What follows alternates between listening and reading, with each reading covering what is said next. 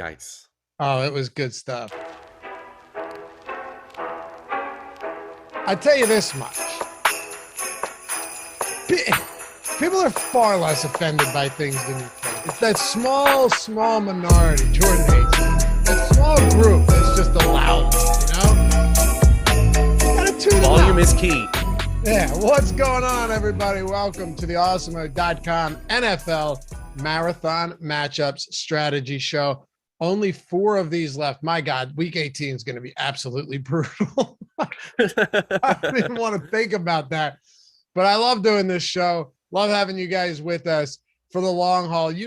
Buckle your seatbelts, pour some coffee, whatever you have to do. Yeah, take a shot of just straight into the arm. Some meth, Jordan, right? That's the way you told me you watched this show.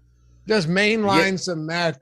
Keep yourself up through this whole thing because there has been a little bit of a progression in the substances that the chat is telling us they're using in order to just mentally prepare for the show here. I'm just playing to the audience. That's all. Whatever floats your boat.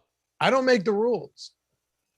But yeah, I mean, listen, whatever you got to do, it doesn't matter to me. As long as you're hanging with us and, this is what it's all about. We got 11 games. We're going to break them all down. Shout you guys out on the Hall of Fame, induct some new members later in the show and make it happen. I'm Dave Loughran at Loughy_D, LOUGHY_D. For those of you podcast listeners, joined by Matt Savoca at Draftaholic. What's cracking, brother? Hey, happy to be here. I mean, yeah, you said it. There are only a couple weeks left. And this one, the totals are whack. They are really, really low this week. And so I think it makes for an interesting slate, an interesting puzzle to break down, and I'm thrilled to get into it. Yeah, I am too. I was shocked to see some of these totals. Like we go early slate, highest total to lowest, then late slate, afternoon slate, highest total to lowest. I'm like, okay, the highest total is 47.5 on the 1 p.m. games. And then 44.5 is the next highest total.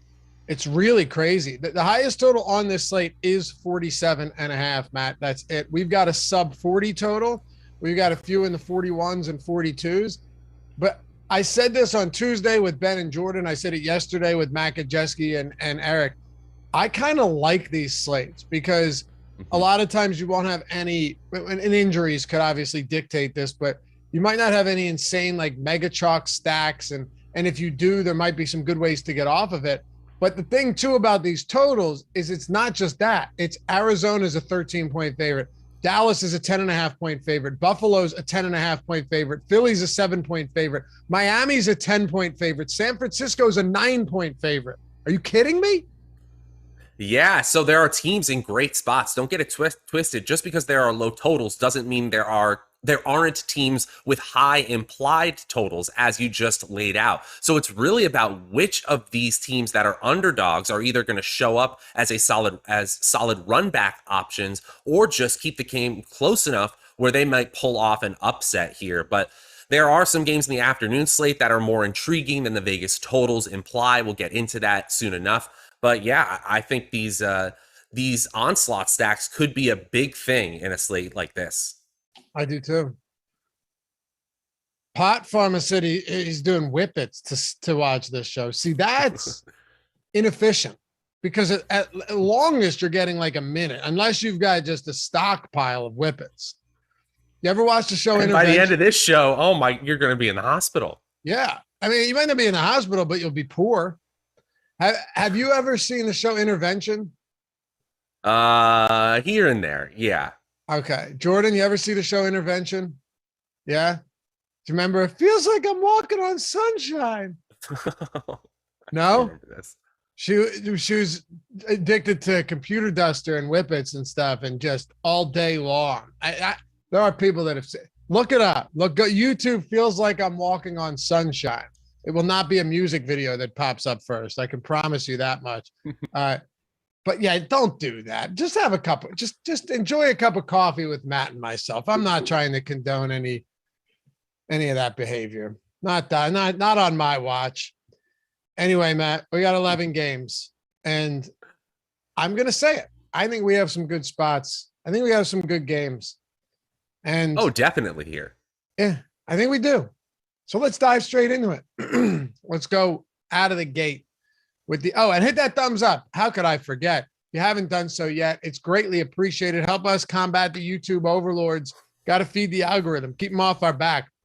I mean it, though. Seriously, it helps us a ton. It only takes a second. So if you'd be kind enough to hit that thumbs up before we get started, it does a lot for us here when you're fighting for scraps on the YouTube, even though we are the biggest DFS channel on YouTube. So almost at 70,000 subscribers. If you'd like to help us get there as well, all your contributions are appreciated, and you will be rewarded for them with good free content each and every day. And hit that join now if you want. For the emojis, the free super chats each month, the sweet custom badges that get cooler over time, shout outs, and of course, we'll always prioritize your questions along with everyone in our premium Discord. Let's go. As where is he? As Guntbag said, fire it up, boys. I like it. Let's fire this one up, Matt. And we'll kick it off with the Arizona Cardinals and the Detroit Lions. Arizona, lots in flux over there out in the desert right now. DeAndre Hopkins out 6 weeks at least, having surgery on that knee. James Conner's questionable, didn't practice yesterday.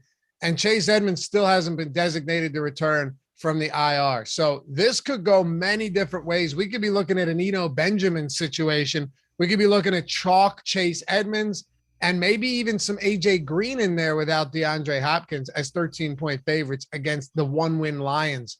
Floor's yours, guy. Let's do it. Yeah, so high total game, but the weaponry here in Arizona is depleted, or very well could be depleted. As you said, this is a spot where the Arizona offense with Kyler Murray healthy probably is good enough without James Conner and without DeAndre Hopkins to get this job done.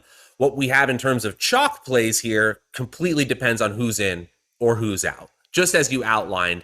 I mean, if Chase Edmonds is back, then you're probably not going to have Eno Benjamin as like a completely chalk player. But I do think that just the way the Detroit defense has been this season, one of the worst teams in schedule adjusted fantasy points allowed this season. They are bottom 10 in the league.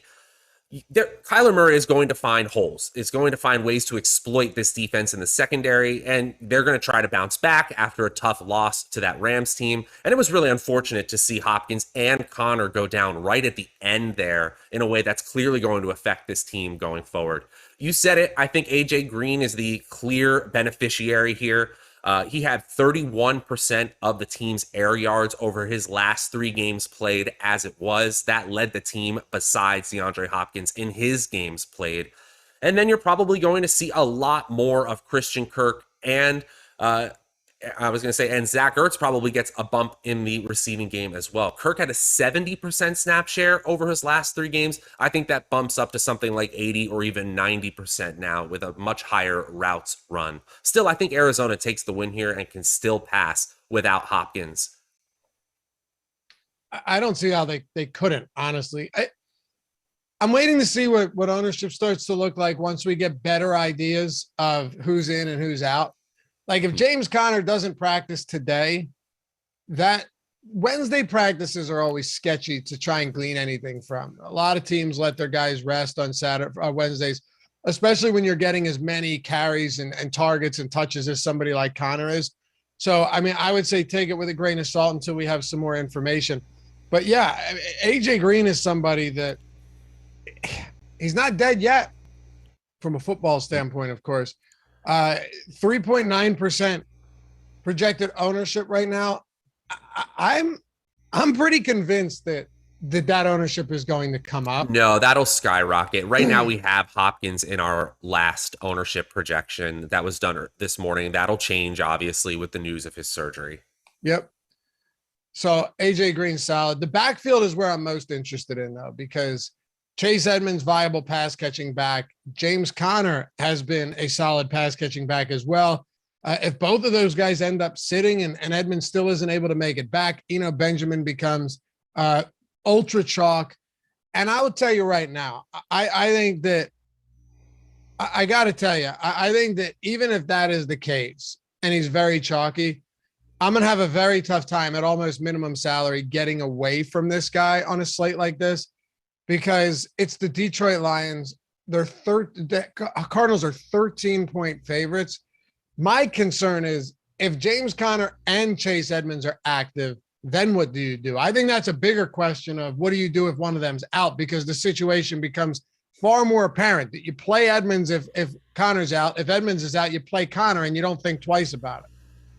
Well, I think the smart thing to do if you're a team that is in the position that Arizona is in is if you get in any kind of a lead, you go to a timeshare, or you even lean on players who have been much less banged up than James Conner. If James Conner is healthier than I think he is, and he's much closer to a lock to playing, maybe that's different. But I'm noticing a really sharp take in the chat. Shout out to Steven here, who's saying that Rondale Moore just being used as a short area weapon is absolutely in the range of outcomes. You could see him getting rushes or simply little dump off passes, or those Andy Reid pitch passes right in front of the quarterback. Rondale Moore could be excellent in a horizontal standpoint.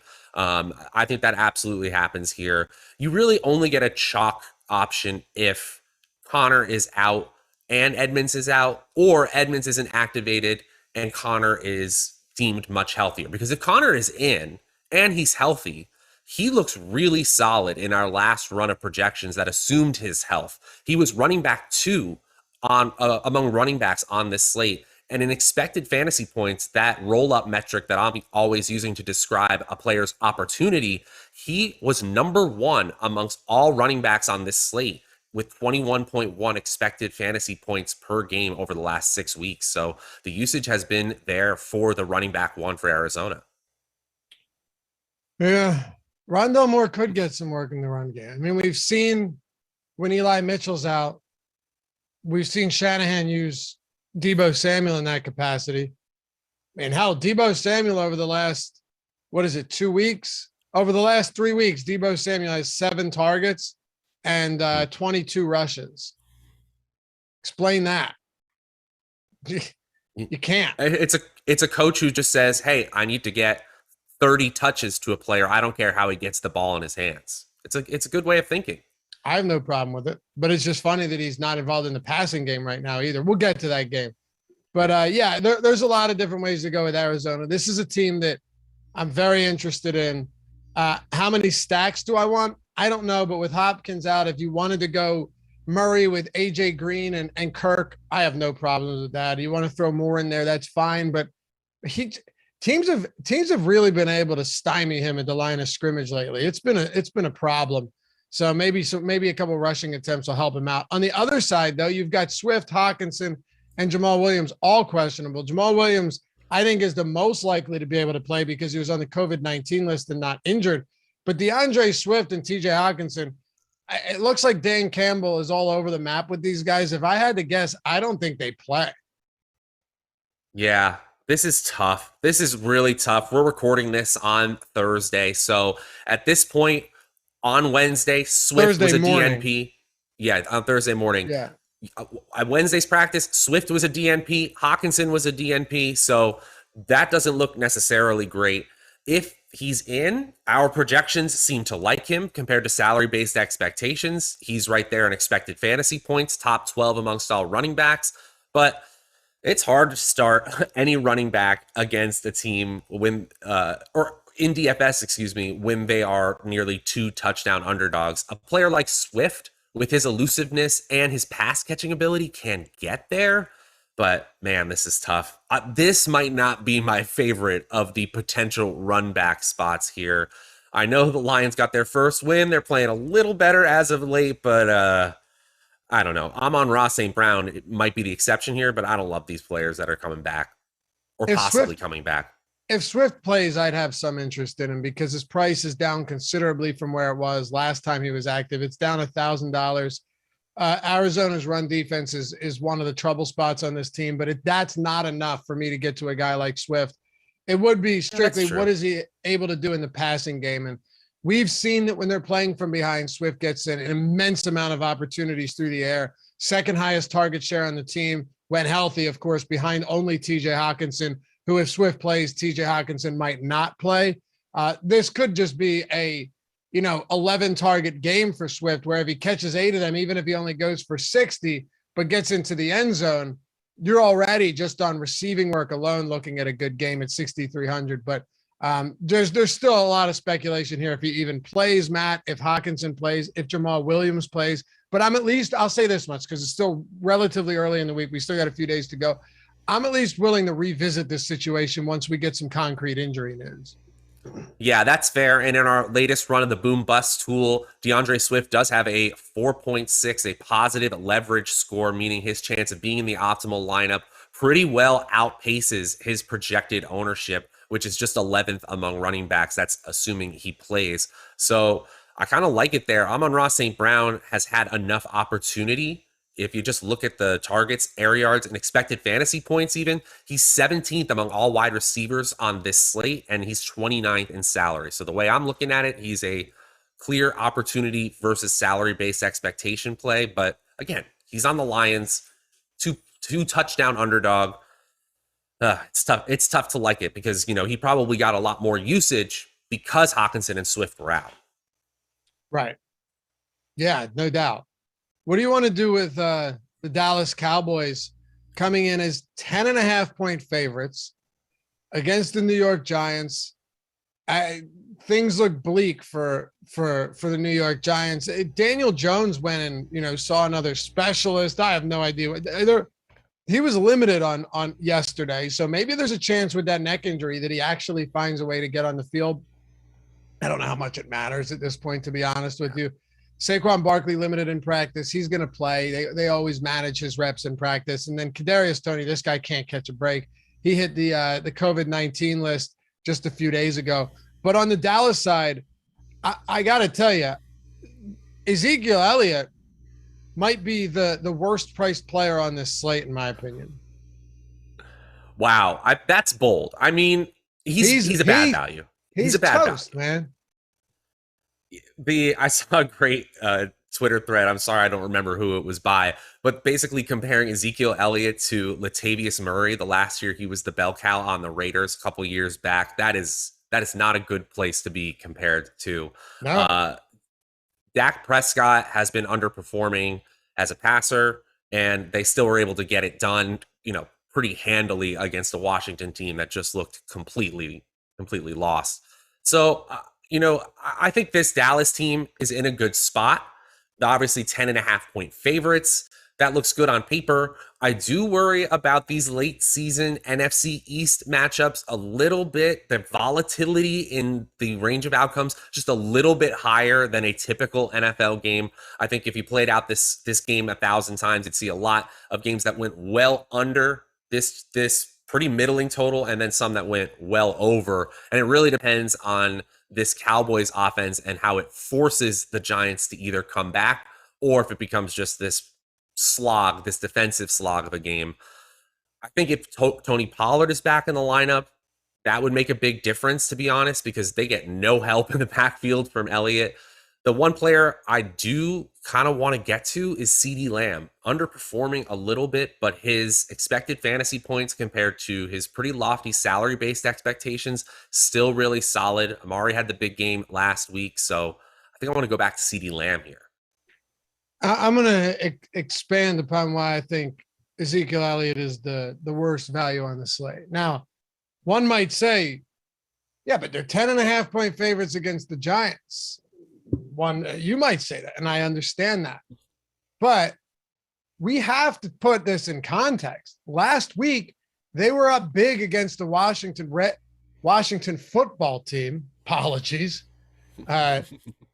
Corey Clement had 13 carries. Yeah. They're clearly not trying to give I get it. It's coming from up top. Yeah, no, Elliott's going to assume his full role in this backfield. He's going to maintain a full workload. I don't buy that for a second. If they take a big lead against the New York Giants, even if Tony Pollard's out and Ezekiel Elliott's once again averaging 3 yards per carry, why would you not just put Corey Clement back in? At this point, there's no noticeable difference. I mean, yes, obviously Ezekiel Elliott is still a better running back, but it doesn't give you pause that you're paying the second highest price at running back for a guy that saw fewer touches than Corey Clement last week, fewer touches and fewer carries than Corey Clement last week, even though Tony Pollard was absent. No, I understand it. I understand it. Look, I think that Elliott is clearly lost a step or is injured, and more than he's letting on, I will say. That knee injury clearly bothering him. But still, when I look at evaded tackles per touch, he has the 21st best rate in the league. That's not atrocious at all. His yards per touch is 4.7. That's middling, but not atrocious.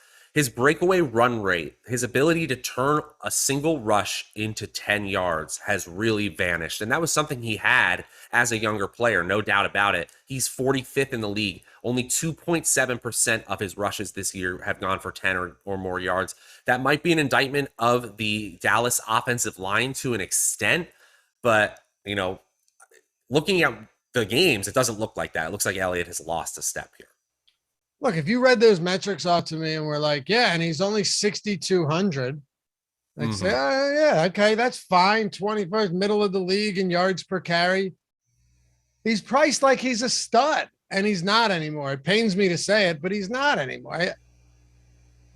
All I'm saying is when Corey Clement gets 13 carries in a divisional game, Corey Clement, a guy that's been practice squatted, that's been cut by teams, it gives me pause, Matt. That's all. Anyway, Yeah.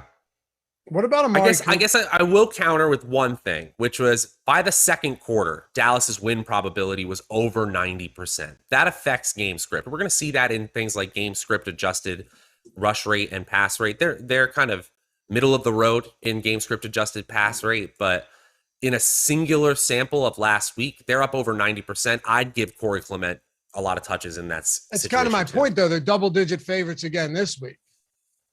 Yeah. I don't know. I guess that's true. Could it go could any game go differently? Of course it can. Could Giants keep it close in a divisional game? Of course they can. But I don't know. In my opinion, there's too much working against Ezekiel Elliott for me to get there. But that's what's good, Matt. We could agree to disagree on this. The audience can make their own decisions and we move forward. Where are you at on Amari Cooper and Dalton Schultz? Yeah, I'll play them. I'll play them all. Honestly, I was looking at some other expected fantasy points models. I use PFFs. That's the one I'm usually quoting around here, but I've also worked on the one over at 4for4.com, and they see this whole Dallas receiving core as a massive breakout potential here in this game. So I'll play Amari Cooper. His expected fantasy points, that's not how he wins anymore. He wins with touchdown efficiency. So that always scares me when I'm playing a player like that. But in a single game slate where they clearly have the advantage in basically every facet of the game, his projection is basically right in line with salary-based expectation. And you're talking about a player with under 9% ownership. So he's a decent tournament play, not one I have to prioritize. All right. You like anything from the Giants right now? You're going to get to Barkley? Our projections like Barkley, and I think he is a plug your nose and play option. He's another one where his big playability is clearly zapped compared to what we're used to seeing. And I'm more inclined to give Barkley the benefit of the doubt based on just the implosion of the offense around him this season and the fact that Mike Lennon is starting. He's not a starting caliber quarterback, but still, Saquon Barkley has not been efficient in fantasy points versus expectation. His -2 fantasy points below expectation per game over the last 6 weeks is 35th among running backs on this slate alone. Still, he's third amongst all running backs on the slate in our projections. So when you look at an RB6, 6,500 salary on DraftKings, I think you have to consider it. Again, it's one of those situations. Do you catch enough passes so that when you get down by a lot, which is the projected game script here, can you still be useful? For Barkley in the past, it was absolutely yes. This year, it's just been so up and down. I'm fine with Barkley. I want nothing else on this team. I really don't. Yeah, that's fair. If Daniel Jones plays and Kadarius Toney's out, how much is Sterling Shepard? That's the one that I was going to point out. Yeah. Okay. Sterling Shepard, I think I'd be cool with. If the last game that Danny Jones played was what? The last game Shepard played with Jones was weeks 8 and 6. He had 21 combined targets. Yeah, so I'll retract that statement. Daniel Jones has to play here. He has to, because I know the affection that he shows for Sterling Shepard on the field. And yeah, that would be one spot that I'm very willing to get to it. I didn't know he was that cheap, but that's going to be it for me. Yeah. Do we have confirmation that Jones is playing? No, that's what I'm saying. He was limited in practice yesterday. Okay. Well, I'm at least happy to see him on the field. There was that early report that there was some long-term or lingering effects concern. I'm happy to see him out there at least. Yeah, I would assume that there's no way he plays, but if he does, I'll take a look at Sterling Shepard. I think you'd have to have a pretty miraculous turnaround for Daniel Jones. But yeah, because it was a walkthrough session, and that's okay. Whatever. Hey, the next game up, a lot of low totals, a lot of big spreads. The first three games we're talking about all have spreads in the double digits. This one's no different. Carolina getting 10.5 points on the road against the Buffalo Bills, who are coming off that overtime loss. Fun game against the Tampa Bay Buccaneers. I'll tell you this much right now. If there is a team, Matt, that I really don't want to get to anybody this week, and I'm not just saying that for the sake of, expediting this show and getting it quick, getting through this show quicker, I really don't see what value there is in Carolina, because the one spot they benefit from in this matchup is the run game.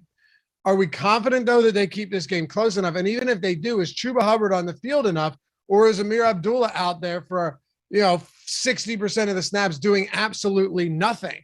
And in the passing game, are you really enamored by any of these guys? Maybe you can convince me somewhere, but I don't see it. I think there's a lot of other good spots to go. So Carolina is one of the fade spots for me this week. Where are you at here? I think DJ Moore and Robbie Anderson are fine run back options if you're stacking up Buffalo and you want to game stack this game. DJ Moore is fourth in the NFL in target share with a 28% target share this season. He's had 10 targets in 2 straight weeks, and he's had 7 targets or more in every single game this season. That's enough volume. He had 84 receiving yards. That tied with Anderson for the team lead last week. Anderson just caught the touchdown, so he got more production there. And it was nice to see the ghost of Robbie Anderson reappear here. I think it's hard to say that he's going to come back 2 weeks in a row, but we saw Anderson in a FanDuel Sunday Millionaire winning lineup.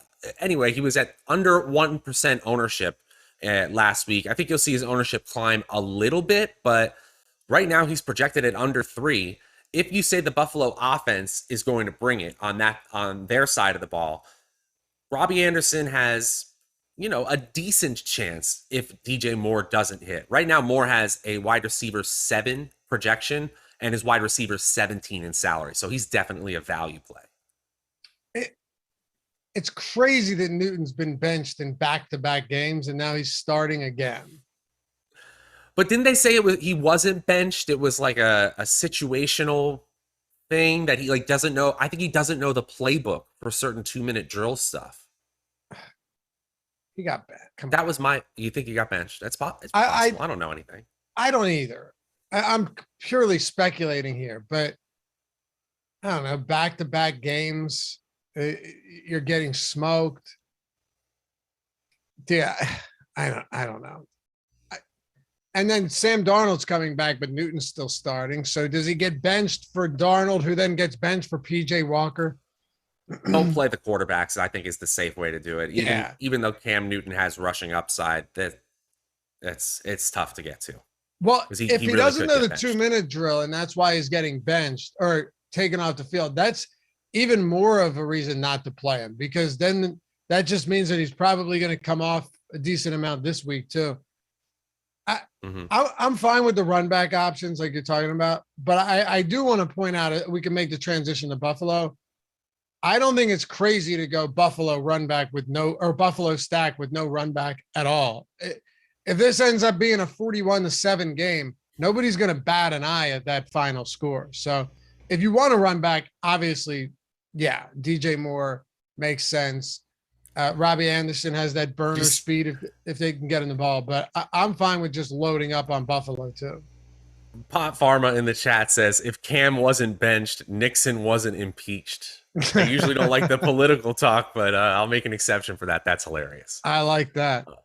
Yeah, you could the go Buffalo side looks great because Sanders isn't expected to play, so that gives you a cheap Gabe Davis, Beasley, obviously Stephon Diggs on a team that has one of the highest game script adjusted, the fourth highest game script adjusted pass play percentage in the league. And Matt, last thing I want to say to you, if you'll find this interesting, the four teams with the highest or with the lowest game script adjusted run play percentage are the Bucs, Rams, Chiefs, and Buffalo. So the game is changing because all of those teams are quite good.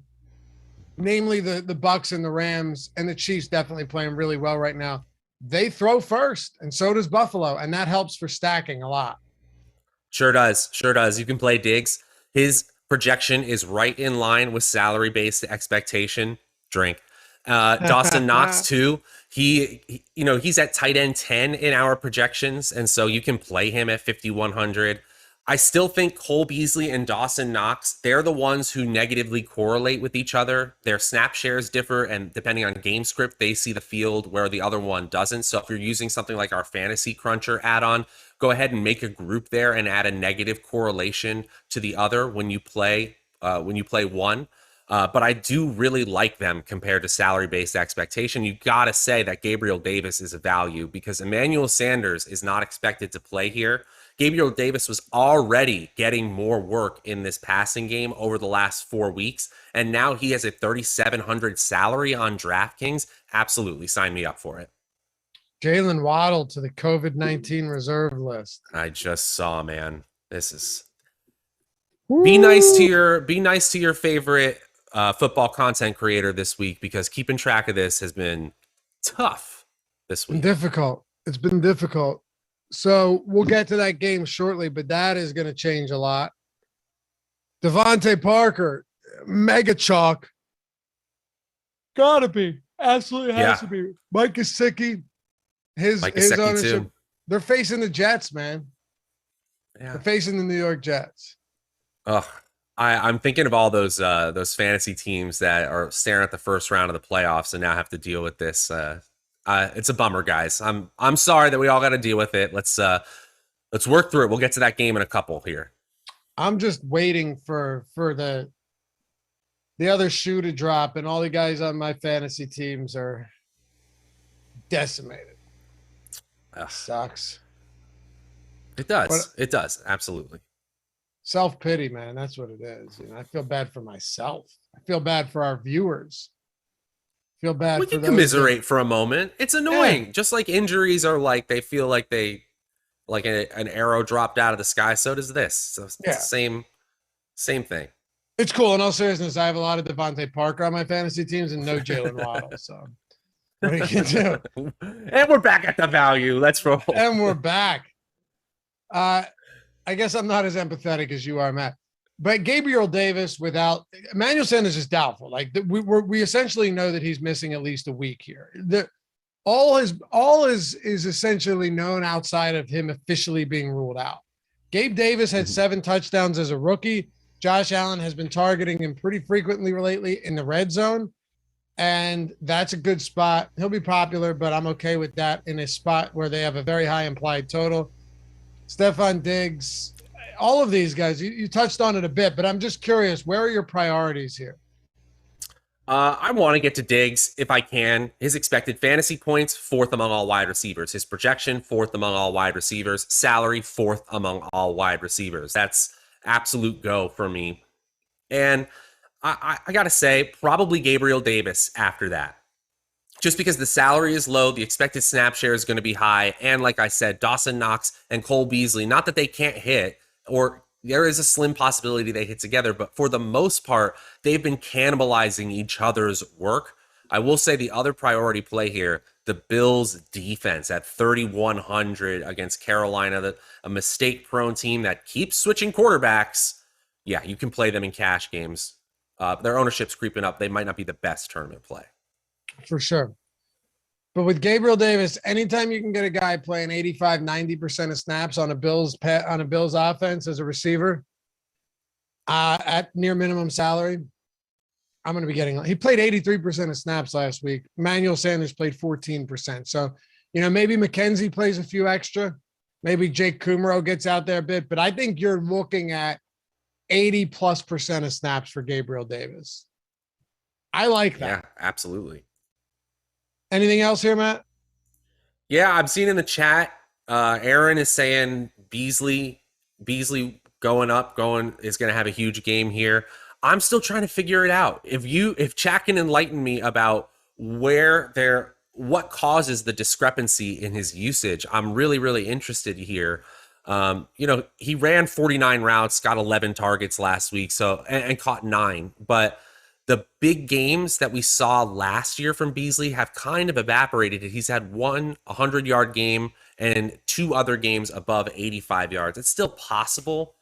Yeah, if you're getting double-digit targets against the Panthers, you're in a good spot. I'll say that. You would have thought he'd get more work against the Patriots too. Because that game was nuts. That's what I mean, though. That's what I mean, though. Instead of taking those deep shots, I thought you might utilize Cole Beasley a little bit more. Someone that can pick up some yards after the catch, some slants, just get him open in space, which is what he's so good at. But I'm agreeing with you in saying you don't really know why you have these wild fluctuations in usage each week. I don't, but I still like it. I like all the pass game. Yeah, I do too. Dawson Knox got 6 targets in that wild game. So that is what they decided instead. And dropped half of them. He did. He dropped an easy touchdown. Granted, the wind, it's hard to say. But anyway, yeah, I think we're all in agreement here. And pay attention to Josh Allen. I think he plays day-to-day with that toe injury. So just pay attention. I don't know, Matt. I think he plays, right? Yeah, he was spotted at a performance of Hamilton without a boot or noticeable limp. That's what I saw from the NFL paparazzi. At a performance of Hamilton, the Broadway musical. Man, I know, a man after your own heart, huh? That's right. Yeah. Here in New York City. Are you a playgoer? I haven't been as much like during the season or obviously when it was closed in 2020, but in the before times, absolutely. Jordan, you go to plays? Sometimes? Really? It's just like, it's part of being around here, right? We can go to the movies or we can go down there. I've never been to a play. The Book of Mormon?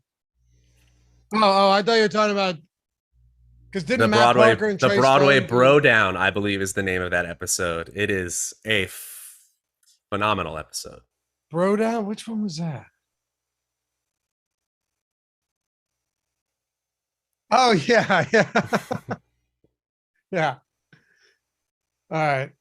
PrizePicks.com or the App Store or the Google Play Store. Doesn't matter. Wherever you're trying to get in on an amazing platform to win some money and do so in a much easier fashion, a much less time-consuming fashion than a DraftKings, FanDuel, or whatever, PrizePicks is the place to go to. For real. You think about this. It is a daily player prop platform where you simply build, you could call them lineups, you could call them cards, whatever you want, with 2, 3, 4, or 5 props. There's no juice on either side of the prop, right? And that's why I love taking these rushing touchdown props for a Jonathan Taylor, because at another book, he's minus 250 to score anytime. And over at PrizePicks, you got to just yes or no over under a half a touchdown. There are some real good edges to take advantage of. You got Odd Shopper to use, which is totally free with our projections, expected win rate, all of that stuff on these props, expected ROI used for PrizePicks, our player prop projections at awesemo.com. There's a real way to get an edge over there. And there's also the benefit that if you listen to this, sign up at PrizePicks and haven't done so yet, you will get a free month of Awesemo Plus Platinum, $90 value. That's ownership projections, player projections, the top stack tool, boom, bust tool, lineup builder. If you want to get the Fantasy Cruncher add-on, you can do that for every single sport. All of our tools built by the #1 ranked DFS player out there, Awesemo, Alex Baker himself. Dudes won millions of dollars using these very tools. And a lot of our subs have won a ton of money as well. You'll see coming up in our Awesemo Hall of Fame segment. So, dude, check it out. So you get the free month, $90 value, all of our tools for every sport. And then if you use the promo code Awesemo, you're getting $100 first match deposit bonus over at PrizePicks. Why wouldn't you do that? Yeah, It's as they'd say on Twitter, Matt, you got to be smooth brained to not take advantage of something like that. I will say, I will add one thing too. I've noticed on PrizePicks for newer users, especially around the holidays, they offer another promo as well. When you enter a slate, you'll see specific star players have like a 1 yard passing prop that you can add as well. So combine that with the deposit bonus and the promo code. Now you're talking about a really, really solid bet that you could possibly double or triple up on the first bet. No doubt. Good point. It's in the App Store. It's in the Google Play Store. It's at prizepicks.com. If you hit 5 of 5, you 10 extra money. But the great thing is, unlike other traditional sports books, where if you hit 4 of 5 on a 5-leg parlay, you don't win anything, right? Well, here, hit 4 or 5, you still 2 extra money. You still get money back if you 3 of 5. Or if you want to do a power play where you got to do 4, but you hit all 4, you get 10x. A lot of different ways to play it. It's awesome. Jordan, did you drop the link in chat for me? Jordan's going to drop the link in chat. Use that when you sign up. It's free money. It's free money. They're going to have free promos coming up with the holidays. You're right. And you get a free $90 value Awesemo plus Platinum. Use the Discord. Sign up in that. Check out office hours and all that good stuff as well when you do it. PrizePicks.com. I don't have anything else to say. It's a no-brainer. All right. Where are we at? New York Jets. Oh, no, sorry. Yeah. Washington, Philadelphia. Okay. Terry McLaurin and J.D. McKissick, both of whom are dealing with concussions. Both are questionable to play. This is ugly. Taylor Heineke's a full participant in practice. You'll get him back out on the field this week. They're 7-point dogs. I got to say, though, I think that's too big of a line. I think it should be like 3.5. Yeah, I don't know what to think. These NFC East divisional games, maybe it's I live in the Northeast. It's a little Northeastern bias, I suppose, but there always seems to be so much volatility with these games specifically. So it's really hard to tell. These teams know each other very well, and we do see that in divisional games that happen towards the second half of the season. It's similar to that third time through the order effect in baseball. It could go multiple ways. This range of outcome is very high for both teams here. I will say, with Taylor Heineke coming back to the lineup and the possibility of Terry McLaurin, this offense has potential on the road against the Eagles. The Eagles defense has been stronger of late in schedule adjusted fantasy points allowed. They're right at league average. They have been a little bit more exploitable via the pass than via the run, but ultimately, I think this comes down to Antonio Gibson getting enough volume in a less than a touchdown spread game where I'm interested in playing him at 6K, especially if McKissick doesn't play, obviously. And then beyond that, it's McLaurin or nobody, right? Because I don't really need any of Adam Humphries or DeAndre Carter or Ricky Seals-Jones and John Bates, some combination of people replacing Logan Thomas. Logan Thomas, another one we lost for the season this week, headed to IR. Ultimately, it was determined that he had a tear of his ACL. So this Washington team, I think you could viably say it's a stay away spot. Gibson has enough volume to be in your player pool, but especially if McLaurin doesn't play, I don't want any part of it. And did you see that scene where Heineke was coming off the field and he found scissors on the ground on the field at FedEx Field?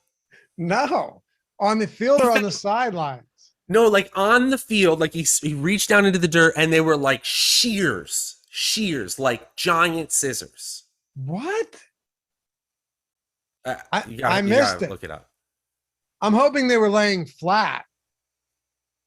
I hope so too. Obviously, no one got stabbed by scissors during the. That's just crazy. I knew FedEx Field was bad, but right. Now I've seen everything. What the purpose of them would be? I'm hoping that it was like a trainer or something that was like running out onto the field, and it was never like in run their with tool scissors, bag. Matt. Weird Al Yankovic, man, running with scissors. That's right. Yeah, you should never run with shears. That's That's a good point. I have no idea what they were doing out there. What was that movie? Running with Scissors. Remember that movie? I think there was a movie called Running with Scissors. You're right. There was. And I think there was also one called Running Scared that ended up at like in a hockey rink towards the end. Was it Paul Walker? No? I think it was. That one I have not heard. I was with you on Running with Scissors.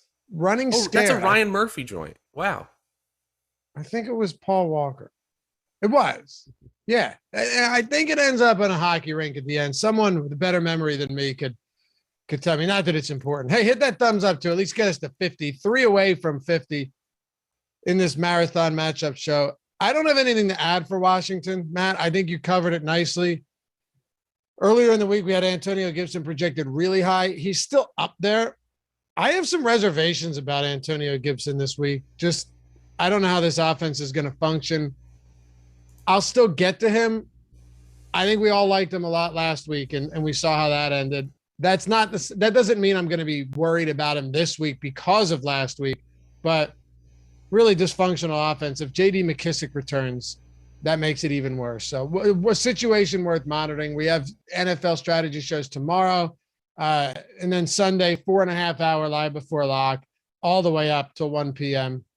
We got you covered through and through, no matter what. So stick with us throughout the week and subscribe if you haven't done so yet as well. On the Philly side, it looks like, and I was actually driving yesterday, and I usually listen to something up from my, like a podcast or something on YouTube. I just close the screen and go, or listen to some music. You know, Matt, I don't do sports radio anymore. I'm too much ingrained in this space that I need a break, but it came on automatically. And they're saying how it looks like Jalen Hurts is in real jeopardy of missing this game. And it's a high angle. He said 2 weeks ago that he was going to play, and then he didn't. And then he had a bye week. So he hasn't played in the span of multiple weeks now, and it still looks like he could be out. This could be a Gardner Minshew game. And if it is, that makes me like Dallas Goedert more than I did. I thought Dallas Goedert was getting way too much ownership when I looked at it yesterday on our ownership show. If Minshew starts, then I'd be more willing to get there. Yeah, because obviously it was the Jets. We have to add the big Jets caveat to this whole thing. You wouldn't believe the amount of people calling in on the radio. Minshew, start him. And then you got these hosts, these absolute buffoons talking about, yeah, but did you see him? I mean, he was great. Nobody wants to talk about the fact that everyone has done that against the Jets. Sorry, go ahead. The Jets lets you do what your offense is supposed to do, which is a rarity in football because there are people paid millions of dollars to stop you from doing what you're supposed to do on offense. And so lots of offenses have worked out their problems, their kinks with the Jets defense. And unsurprisingly, Gardner Minshew was able to find the holes in that defense just like everyone else. It's still impressive. It's still good that your backup quarterback can do that in a spot that they're supposed to be able to, but it doesn't mean going forward, they're going to be able to do that. One thing I will say, though, is that Washington has been a pass funnel defense. And while they have been better as a defensive unit over the last few weeks, they're now slightly above average in schedule adjusted fantasy points allowed. I still think that Minshew's pass happy nature means that I would give a boost to Devonta Smith and Dallas Goedert. The problem here is that their salaries are really high. Goddard's salary is tight end 5, 5,300. Devonta Smith is wide receiver 16, 6,100. So right now their projections compared to salary-based expectations, they're not strong. Our projections right now have Hurts in, and if he is in, we do like him. But I think if you are thinking this through from a Gardner Minshew starting standpoint, then they become a fine stack for GPPs, just not a must-start stack. And do you have any feelings on Miles Sanders? Because I just don't know what to think with him anymore. If he plays and he isn't limited and Jordan Howard's still out, I'll get to Miles. I'll get to some Miles Sanders. 24 carries last game. The only issue, he said that ankle's still been bothering him since week 8. If that's the case, then you're probably looking at more of a timeshare, and it might just be best to avoid it entirely. I was encouraged though. 24 carries last week, and that was before he got hurt. Is significant. Is very significant. Or 2 weeks ago, sorry. But Boston Scott, while active, didn't play because he was dealing with an illness. He hadn't practiced all week. But yeah, Miles Sanders played 58% of snaps in that game and still saw 24 carries and got injured. Was it in the third quarter? I think it was. They were absolutely feeding him the rock. That's encouraging. It's just injury plus timeshare. All of that stuff is something that I'll sprinkle him in. This is a big time ownership play for me. If Sanders is Sanders is very unowned, this is probably the week to get some of him because one, he has insane breakaway potential, and two, the running back position is far weaker than it's been in recent weeks. I think you're right here. You know, you got to appreciate the efficiency, the brevity of R, just the letter R in chat here saying Sanders, Goddard, about it. Because if that's the Kevin Malone way of going through this Philadelphia team. That's absolutely it. Why say many words when when few words do trick? Yeah, I like it. Kevin Malone. Nice little reference there. Love that show, man. Imagine if they tried to make that today.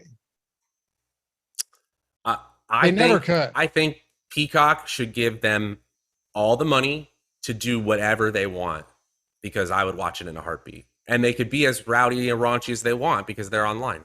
I don't want to watch it if they change it and it becomes worried about what they say. That's what made it fun. It was irreverent. They'd say things and you'd be like, what did Michael just say? You know? Yeah. That's what made it fun. If they change that and try and water it down, I don't want them ruining The Office for me. I just think that I will say this. Michael Scott was my favorite comedic character on a TV show of all time. And it might be possible that a role that good, like an elite athlete has like a prime and they hit it and now it might not exist anymore. Yeah. I don't know. Let's have an Office themed show at some point. We'll break this down.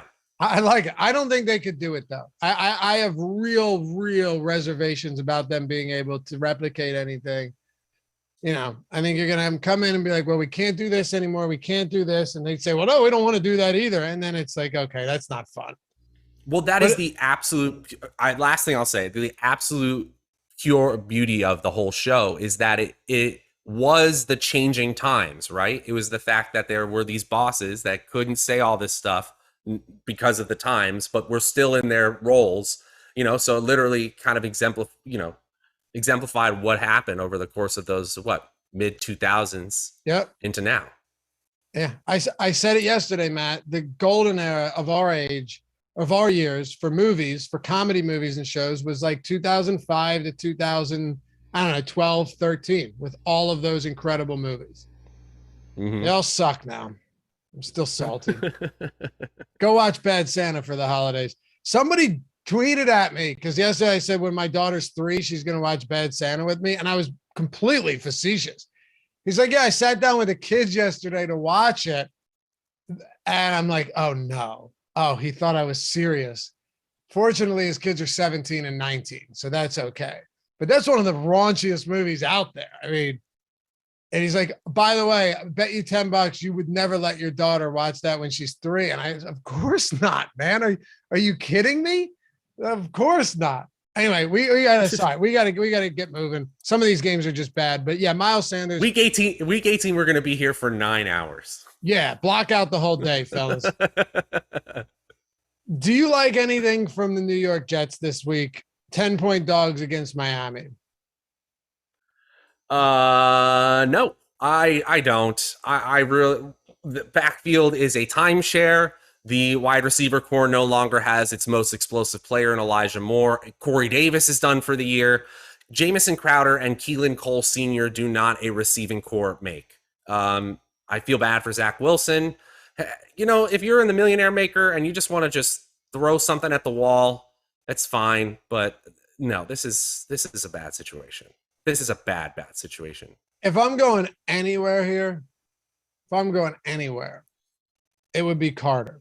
And that would very simply be with the hope, not the expectation, but the hope that he falls back into that role that we saw before he hit the IR, when he was the lead back, both as a rusher and as a pass catcher. Obviously, Mike White would be the guy we'd like out there for somebody like Carter. But, can Carter come out and get it? And this is a divisional game too. Can he come out and get 14 carries and 7 targets? It's not out of the question. $4,700. So Matt, if you're twisting my arm, who do I go with here? Give me the guy that could get 20 looks in this offense and is involved in the passing. I can't believe his ownership, though. Right now, we have projected at 13.4 projected ownership. Yeah, I think that Jets comes down. Running back as a touchdown underdog. What are we doing? I think that comes down. Okay. If he's at 13%, I'm good. I'm off of him. No chance. Give me Crowder at 3%. If anything. Even Myles Gaskin on the other side at 13% seems really high. I want nothing to do with that. Yeah, at least with Gaskin, you have the favorable game script and the fact that he's been able to catch passes. Our projections actually have him RB 13 right now, and he's RB 19, 5,600 in salary. Expected fantasy points, they really, really like Gaskin. I think it's because of that receiving workload. His 19 expected DraftKings fantasy points per game, that's third among all running backs on the slate. But over the last 6 weeks, minus 5.5 fantasy points below expectation. That's barely inside the top 50 running backs. So super inefficient, but volume against the worst defense in the league by a mile. I'll probably have some Gaskin. That's fair. I'll take Gaskin at 13% ownership versus Carter at 13% ownership. I just don't love that Malcolm Brown's coming back. I mean, he was the guy that would get a lot of those goal line carries before he hit the IR. I have not factored in Malcolm Brown coming back. I didn't realize that. That does change my opinion a little bit. Yeah, he was designated for return, and he's going to practice Wednesday.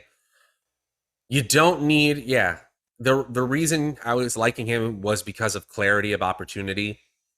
Still, he's probably a tournament play at 5,600 still with Brown, but yeah, that's not great.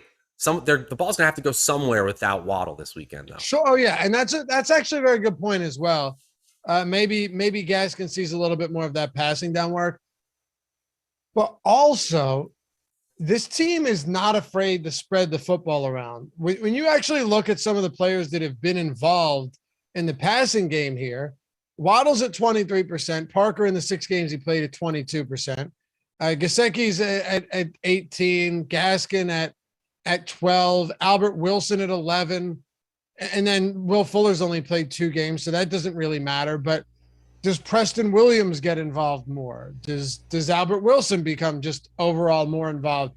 I think that's entirely possible, but maybe the one argument you can make in favor of Gaskin in the passing game is because Waddle has been such a low ADOT receiver that Gaskin gets that work. But I don't know.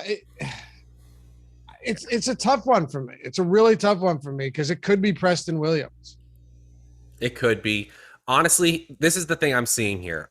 Because it's the Jets defense, we probably know why this is the case. But before Waddle was ruled out, we had Gesicki with a projection ahead of salary-based expectations, Devontae Parker with the same, Albert Wilson with the same, Durham Smythe with the same. So, yes, the overall potential of the Miami offense goes down a little bit with Waddle out of the lineup.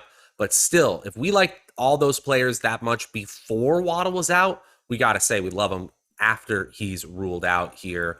The ones that we really like here, Devontae Parker and Mike Gesicki. Right now he's the tight end 2 in our projections.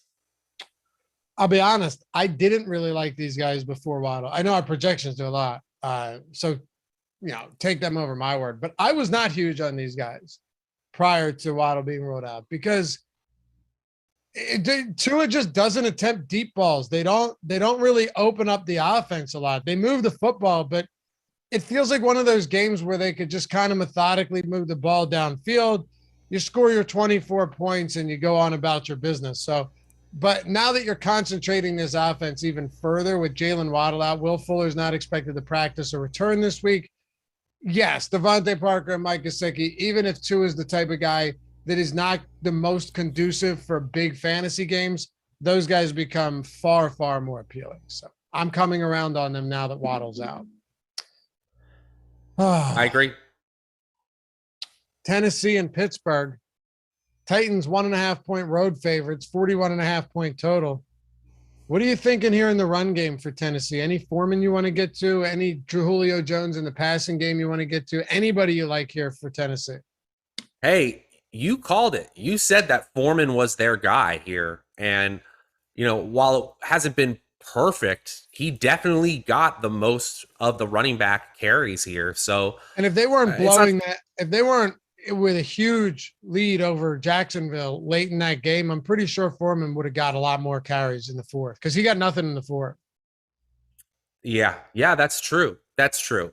The foundational feeling, the main feeling I have is that Donta Foreman, Dontre Hilliard, and Jeremy McNichols all take away from each other. This is not a good enough spot where a three running back by committee is worth betting on one.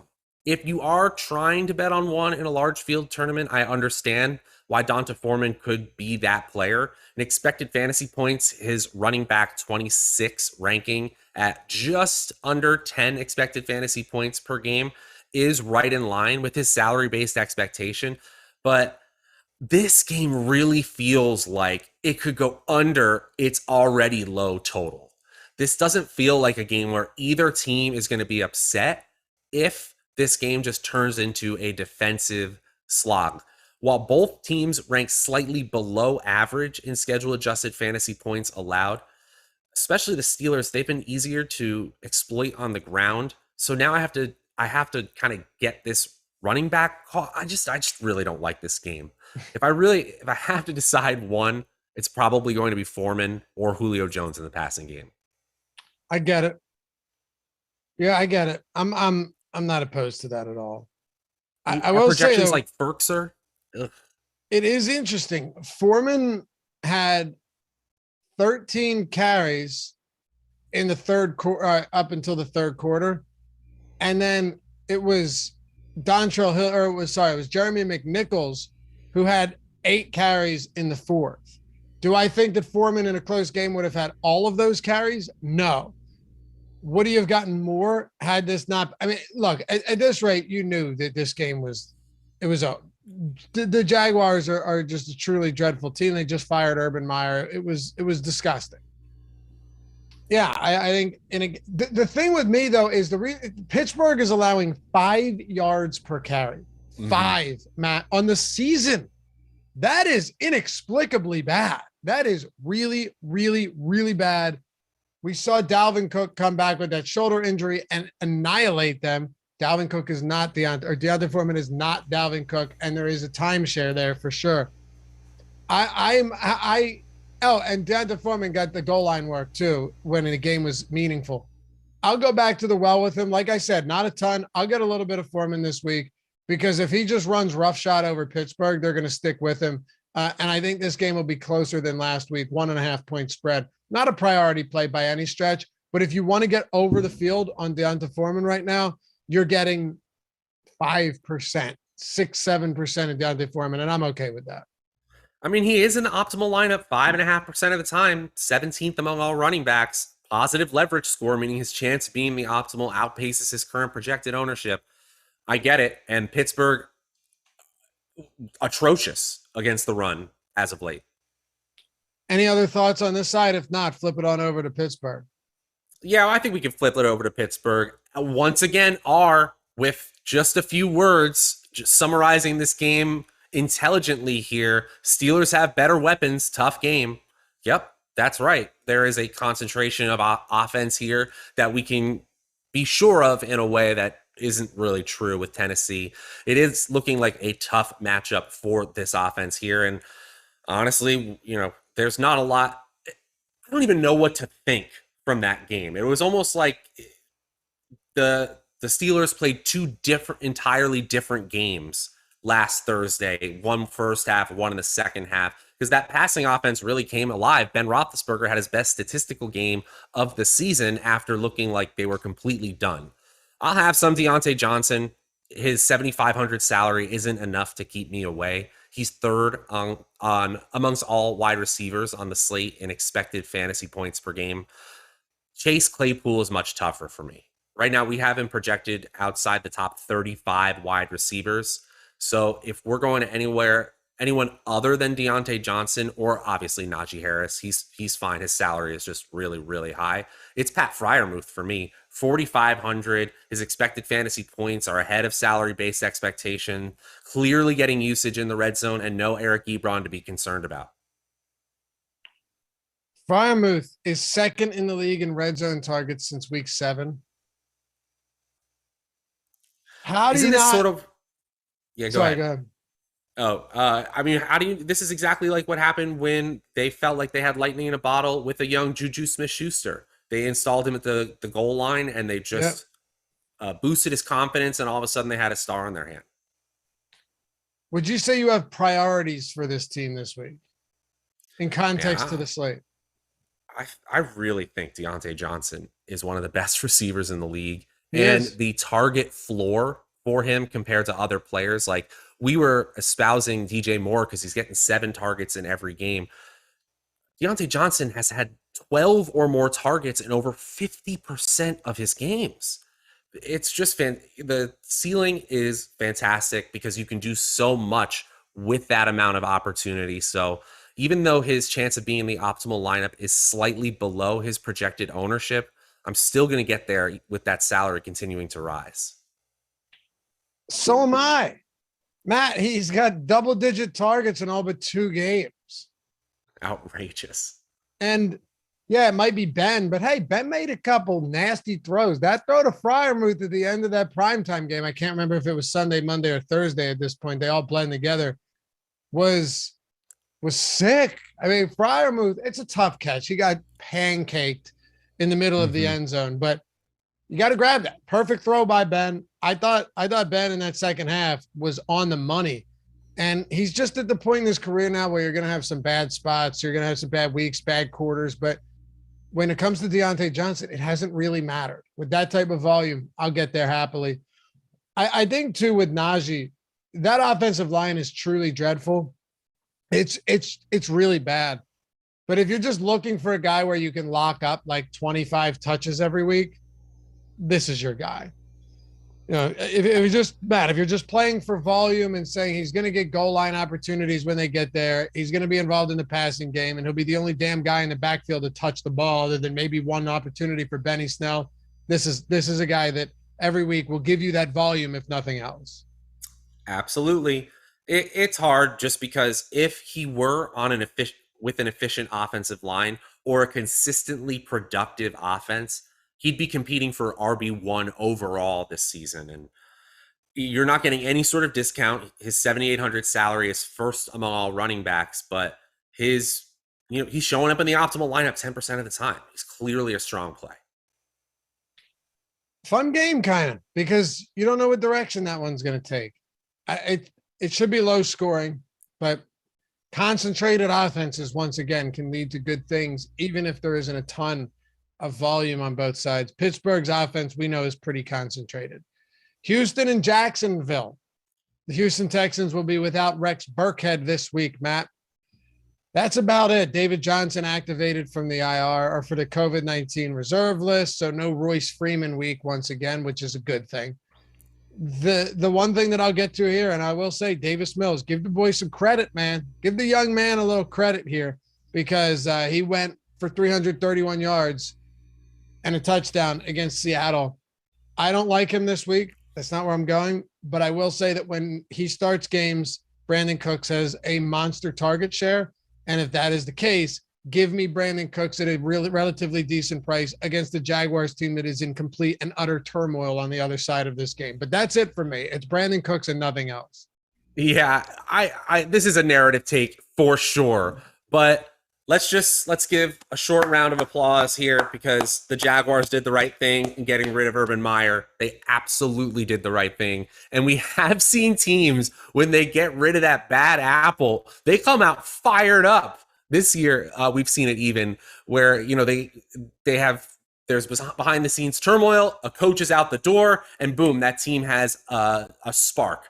That is a total narrative take. And I don't think it means I'm going to suddenly think that the Jaguars defense is going to turn into a world beater, but it probably means that I think there's a little bit more volatility in this game than this 39-point Vegas total might suggest here.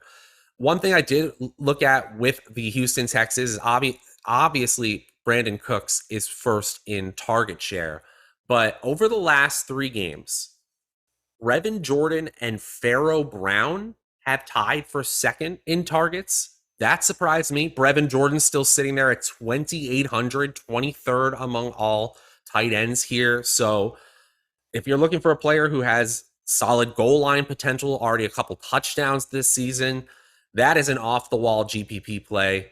And Pharaoh Brown, he's getting under 1% ownership. Jordan is right now over 3%.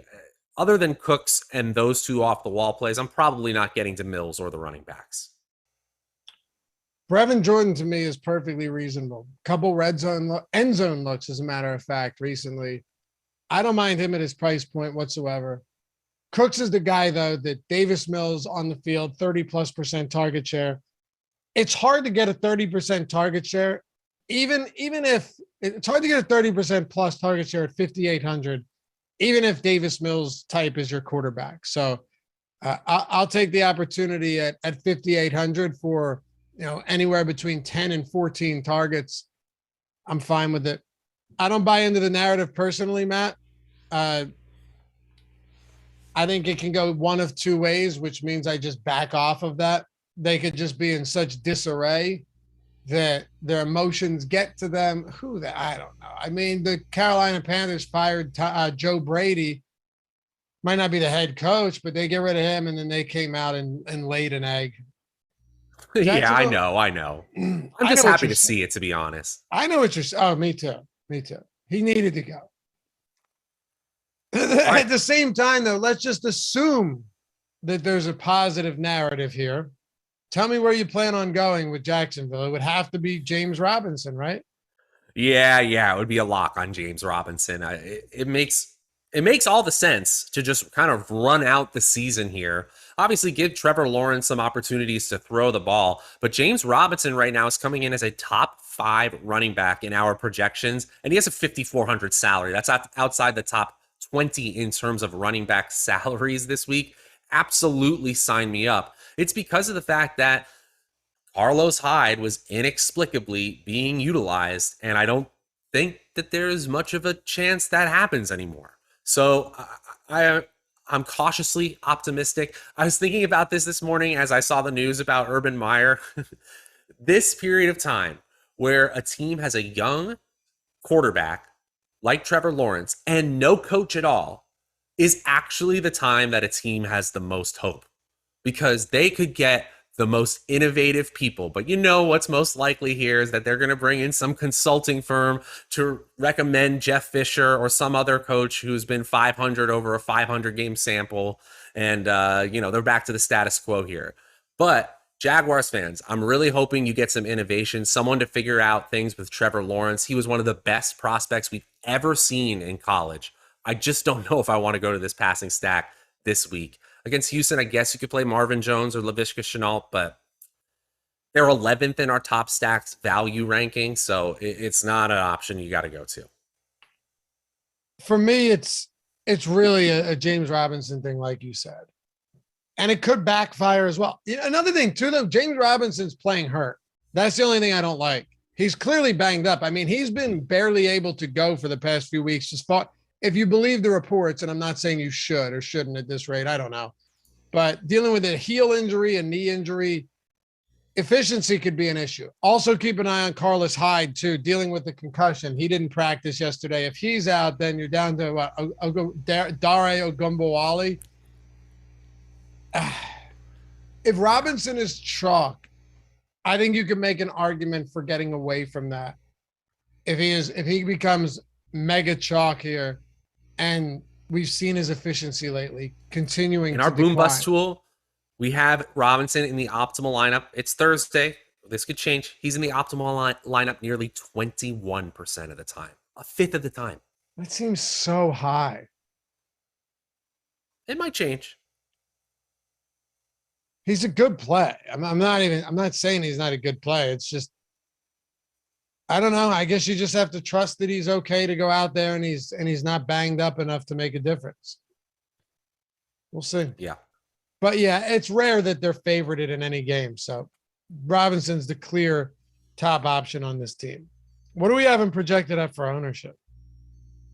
Right now it's about 16%. It's the highest on the slate. We just don't think it's high enough. Wow. Well, there you have it, folks. Anything else for Jacksonville? I'd like to see Marvin Jones Jr.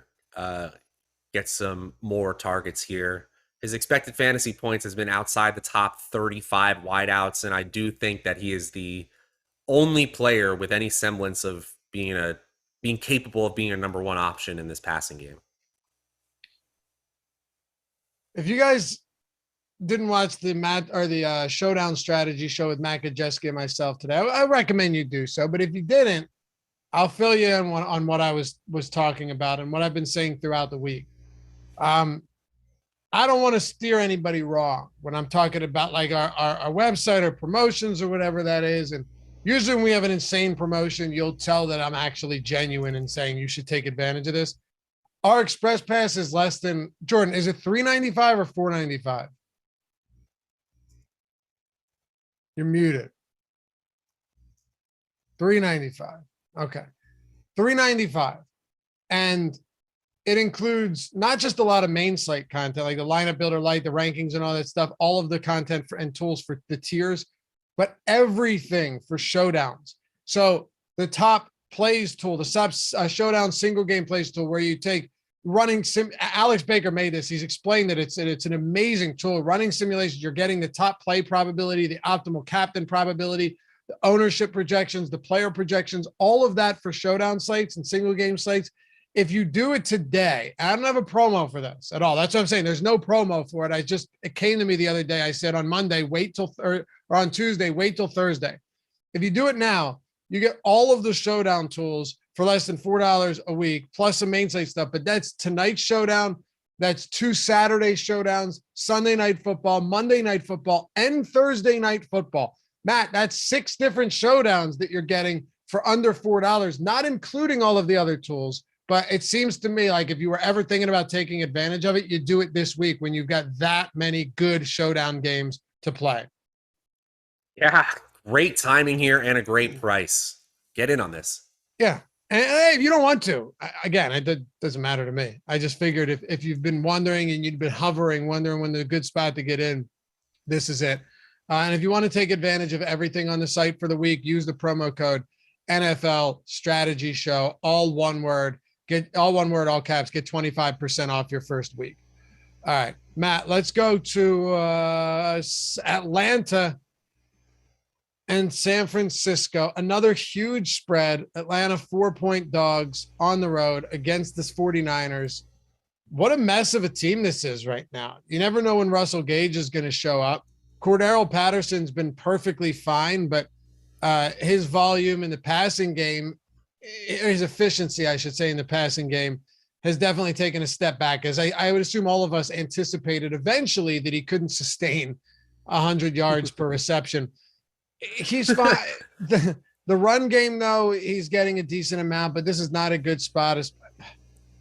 I'm just talking in circles at this point. I don't want to get to Kyle Pitts. I hate Atlanta this week. You know what's funny, though?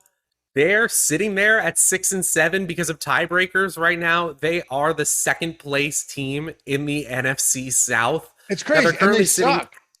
They're tied with Washington in record. Washington happens to have the tiebreaker, so they're the 7th seed. But Atlanta is fighting for the playoffs here on a team that I don't think is very good at all. They're not mega good.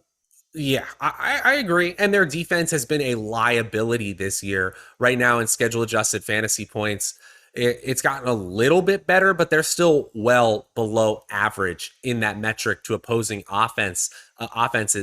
Cordero Patterson is really what can make this offense go. We knew that the fantasy points above expectation that was sitting at 7.0 earlier this season was eventually going to come down, because that's why an expected fantasy points model exists. It's going to go down closer to 0 eventually. And right now, over the last 6 weeks, it's at 1.5 fantasy points above expectation per game. His expectation is running back 14. So I would really like to see his salary somewhere around 6K, but it's 6,900 on DraftKings. That's getting really, really steep in a game where they're going to be playing from behind most likely. Yes, I get it that he can catch passes, but honestly, I don't know if I want to play that game with this bad matchup here. Kyle Pitts, oh man, it's not happening for Kyle Pitts this year. He's getting plenty of opportunity. He's just not producing. And Russell Gage came back to earth a little bit. His expected fantasy points is wide receiver 17, and his salary is wide receiver 20 on DraftKings, so you can play him, but I'm not excited to. Yeah, you can count me out on this team this week. Well, the San Francisco defense has been banged up. I will say that. They have. But I don't know if it's enough for me. It's not that I'm just saying, okay, if you're playing 150, obviously you're going to get to some of this game. You know what I mean? Or some of this Atlanta team. You'll end up with a little bit of Pitts, probably with a little bit of Cordarrelle Patterson, maybe a sprinkle of Russell Gage. But we're talking here. It's not. It doesn't make sense for me to throw every guy out there that you might get 5% of. I mean, we're talking about players that we like, or guys, or maybe even guys that aren't projecting too well, but we think there could be an opportunity there for them to have a big game at low ownership. The Falcons have an 18.5 point implied total. It's one of the lower ones on the slate. Amazingly, there's 1, 2, 3, 4, 5, 6, 7, 8, 9 totals below 20 on this slate. Oh my goodness. So that doesn't disqualify him on its own, but just the fact that none of these guys have been none of us shown a modicum of consistency, including Kyle Pitts. He might be the biggest culprit of all of this. It's just tough for me to say anything good about him right now. So that is the skeleton key of the slate, isn't it? Which of these teams implied for 20 points or less is a diamond in the rough here? Because if you can figure that out, you can game stack that game. Because there are such middling totals this week, outside those high total games, people are not going to be confidently game stacking any other game. And if you are, especially if you're a multi-lineup and entry kind of person, it'd be very profitable. You get it right. I think I know who it is, and we'll get there. We'll get there, Matt. Shortly. But first, let's wrap this game up with the San Francisco 49ers. Eli Mitchell's still not practicing. I have him out for now. He's not out officially. I don't think Eli Mitchell plays, which means another 8 rushing attempts for Deebo Samuel, which is all well and good, but I need this guy involved in the passing game more. I mean, he's an absolute monster, leads the league in yards per routes run. He's insane after the catch. He just does so much good stuff. The thing though, and let's be very clear about this, context matters, is they haven't really needed him to make these huge plays. Yes, Cincinnati made a comeback effort and took it to overtime, but they were up a lot. And then Seattle, of course, that was just a very strange game where they couldn't get anything going. That one didn't make any sense, but Deebo was out that week. So Minnesota, they won. They crushed Jacksonville. Ultimately, do you think Deebo gets back to the type of volume he was seeing? And what do you want to do with him and George Kittle, who's questionable, but I would assume he plays? I'm going to try to take a little bit of advice from my friend R and just quickly summarize it. It's Deebo, it's Kittle, a little bit of Ayuk, great spot. That's really all this is, right? I want a ton of Deebo Samuel at his 8,200 salary. I'm not concerned about it. Clearly, Kyle Shanahan is playing in a standard league, no points for reception here, because they want to give Deebo Samuel the ball in any way they can. It just doesn't matter if it's through the air. He's so productive on a per touch basis that it doesn't really matter. And I was talking to a buddy about this. Basically, Deebo has become that number 2 rushing option that has been so productive in the Kyle Shanahan offense for so long. They just gave that role to Debo. They realized that he was the best equipped to take it, and he's done an amazing job with it. So I'm having plenty of Samuel in my player pool, plenty of George Kittle. Right now, our boom bust tool, like Samuel, he has a positive leverage score while Kittle has a negative leverage score. Still, Kittle is in the optimal lineup 10% of the time. And Ayuk's salary is just too high, 6,300. But just because of the spot, I will have a little bit of him sprinkled in as a contrarian tournament play. I was wrong, by the way. Debo not number 1 in yards per route run anymore. He was, but he's up there in good company with Devontae Adams and Cooper Kupp, which is hilarious because they're listed the same way they're priced on DraftKings this week. Kupp, Devontae Adams, and Debo Samuel, and that's exactly how it should be. That is exactly how it should be. I think we can move on and talk about some of these because, oh, wait, you know what? Did I miss, Jordan? Did I miss? Oh, no, we're right there. All right. Awesemo Hall of Fame. Let's do this. Let's induct some members into the Hall of Fame. I know you guys love seeing the new ones, love seeing your own names up there when you get put in here. It's eternal, okay? It never ends.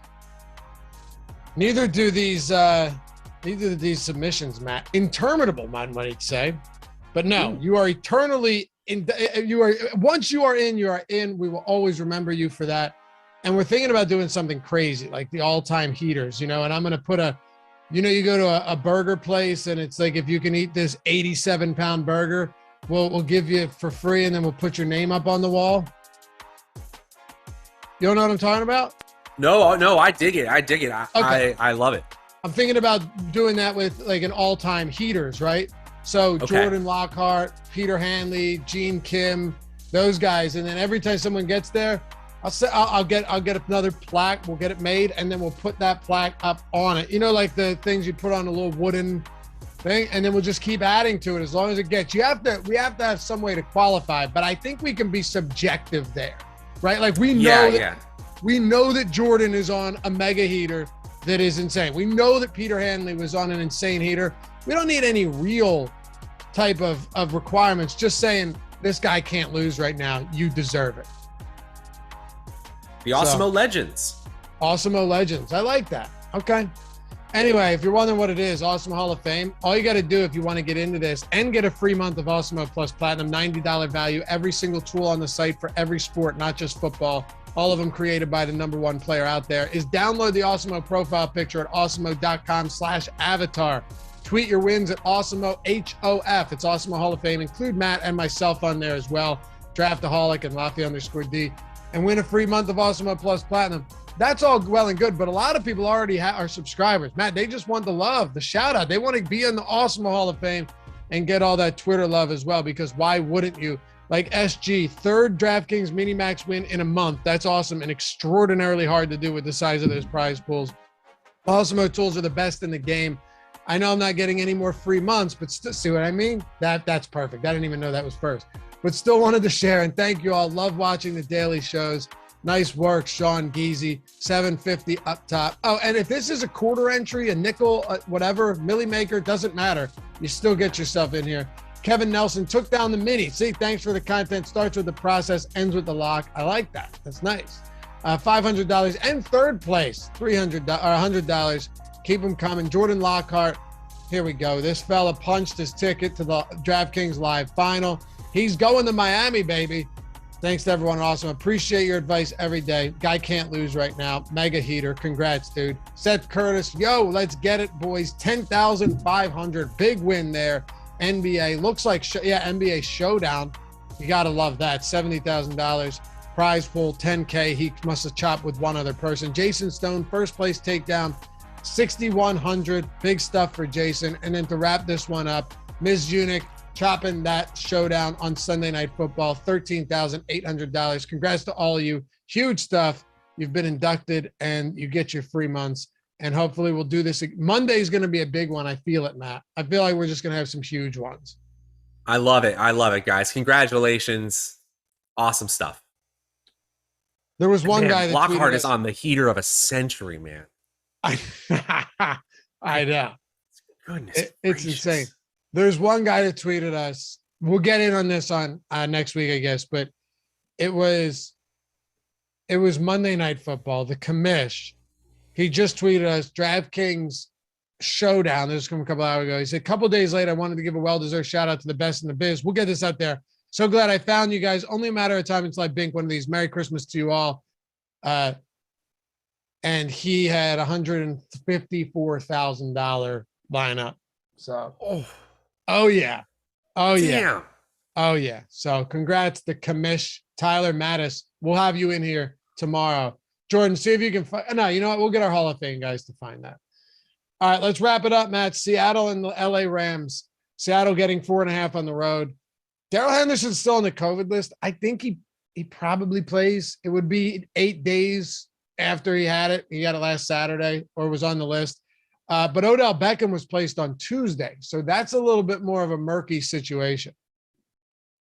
Yeah, this is tough to figure out. This as the entire week is, but I will say that this Los Angeles Seattle game, similar to the NFC East games we were talking about, I think there is some more volatility in this game this game's range of outcomes than we realize here.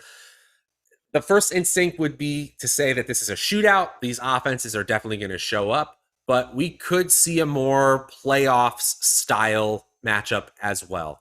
The one thing I do notice is that Seattle's defense is bottom 7 in the NFL in schedule adjusted fantasy points allowed. So if Henderson is in, I think I kind of do like him at 5,900 this week. If he's out, I'm probably just going to Cooper Kupp, sprinkling Van Jefferson in tournaments, and just going from there. If you want to play Higbee, that's fine. He has plenty of snaps when healthy, and he's 4K, but he'll be third on the target totem pole at the very highest. How do you look at Cooper Kupp these days and not just assume that he's going to smash? Especially because the running back core, especially on the slate, is kind of meh. Like Najee Harris is the running back one. Cooper Kupp's just the number 1 overall player to get to. Yeah, it's not that hard to get there in all seriousness. As a matter of fact, I've already built some lineups, just messing around. It's still early in the week. So much is going to change that, you can't really go too heavy with this stuff. But I've already built a couple lineups where I just wanted to see what it looked like. Cheap defense, value tight end. Can I make a decent lineup with Cooper Kupp and Devontae Adams? And the answer to that question was yes, you can. Now, a lot of it is contingent upon who's injured, who's in, who's out. But I mean, don't forget, if you wanted the stat, well, we'll get to Green Bay because I have some thoughts on that game. But I'll let you cover Seattle first, Matt. What are you doing with this team right now? And namely Rashad Penny, who is coming off a big game. And Pete Carroll said he deserves a shot to be the starter. Doesn't mean he will be because it's Pete Carroll. Just means he thinks he deserves it. Not like it's his decision. I think it was on Live Before Lock that they were talking about this exact thing, and they were saying the only person you take all coach speak with a grain of salt, and you just count everything that Pete Carroll says as a lie. Pretty much. I know that there's no stats behind it, but it was great to see Rashad Penny have the kind of day he did on the ground last week. That was clearly the kind of game they drafted him to have when they overdrafted him in the first round a few years ago. Still, his 5,400 salary is a little bit ahead of his projection. But one thing I'm noticing is he has a huge game here, and his ownership projection is still 2.1%. So it doesn't look like many people are planning to get here because of the matchup, because of the LA defense. And the LA defense has been strong, but they've given up fantasy points because their offense is often scoring points. So I don't think it's a terrible idea to go back to Rashad Penny. I like the passing game better, particularly the stack of Russell Wilson and Tyler Lockett. But I don't mind going to Rashad Penny in tournaments, not at all. Okay.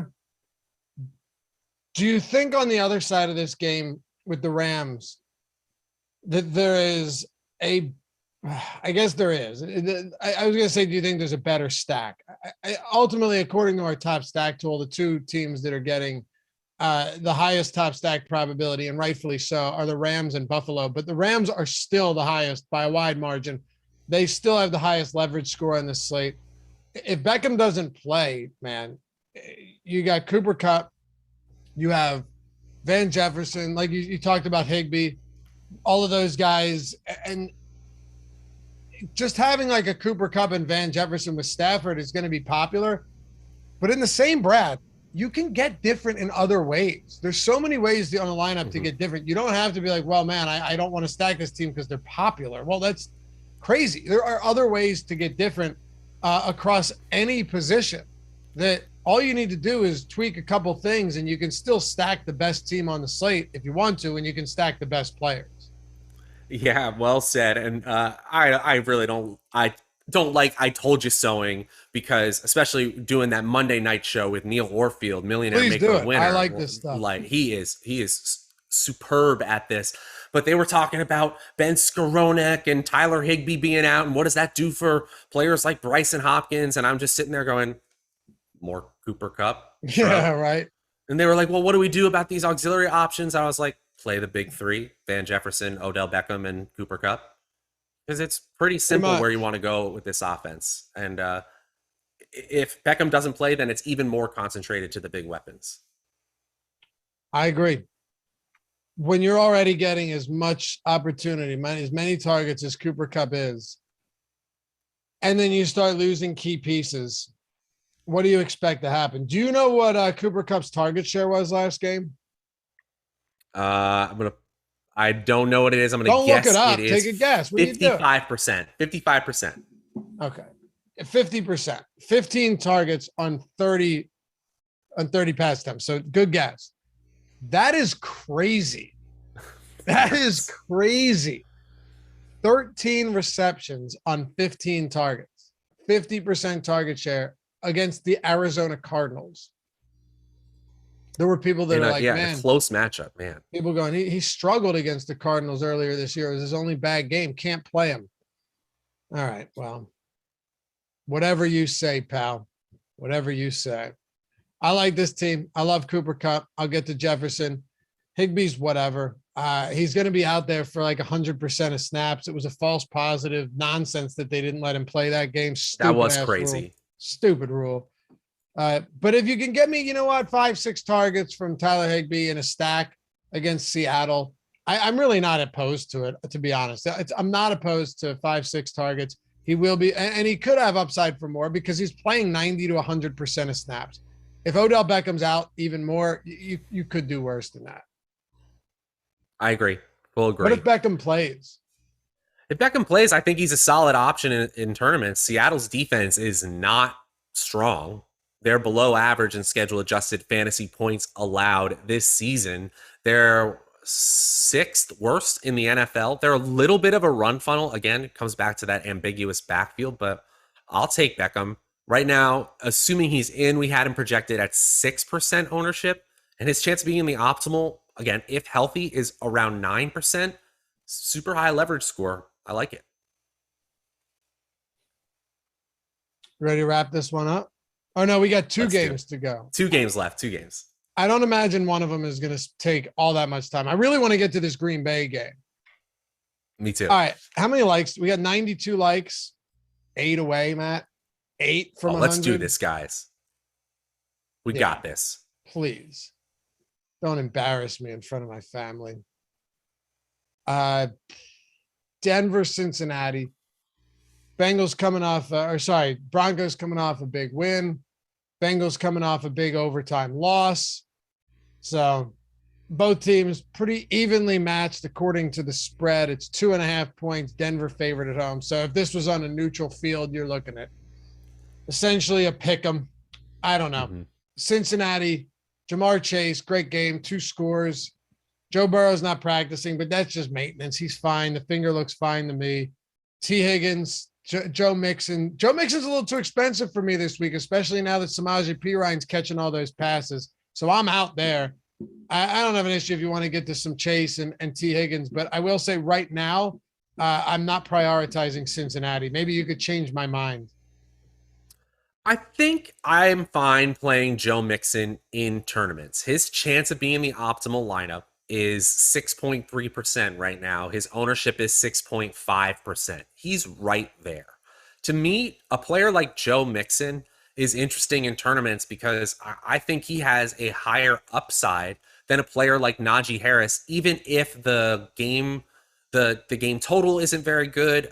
I just think that I could get a salary discount from a top tier and just go down a little bit in salary and feel like I could still get the same projected workload with a player like Joe Mixon. Right now, our projections have him RB7, so it doesn't look like his projection is in line with salary based expectations. I might take a stand there. Jamar Chase is just good, dude. Like that's really what I've concluded with this season is that he is a playmaker. He can make plays that many people in the NFL cannot. He had that awesome touchdown late in the game last week. His salary is getting up there, though, against a Denver defense that's one of the top 10 defenses. That's tougher for opposing offenses in schedule adjusted fantasy points allowed. These 7,100 salaries for Chase and even 6,500 for Higgins, that's really, really steep. I think if I'm going to any, I might actually go to Higgins, but I might just keep away from this spot. It might just be too steep. If Pete Carroll tells you that everything he says is a lie, is he lying? Gosh, I'm dizzy thinking about it. Yeah, yes. Because some things he says are true. But if he, yeah, well, but no. Because we use it because we use it as a figure of speech when we mean like a majority of the things that he says, like well, remember now that time he said getting technical. Well, you asked me a question. I'm just answering. Solid work, Ron. You found the loophole. It was like, I wish I could have gotten Chris Carson more touches. We're like, bro, like who's stopping you from getting Chris Carson more touches? Is that not the wildest thing it's not just him. It's basketball coaches all the time. I remember Scott Brooks used to say it frequently as the coach of the Wizards. You go, yeah, he deserves more minutes. Daniel Gafford or even Thomas Bryant back before he was a starter. Thomas Bryant deserves a lot more minutes, right? And then he'd be a DNP CD. It made no sense. And then they're like, well, why didn't you get him more minutes? And he goes, I don't know, but he deserves them. It's so you almost wonder, especially with a team like Seattle, who for years has touted they're into sports psychology and they have all these specialists and all this things like that. Maybe that coach speak is for the player and not for us, the media.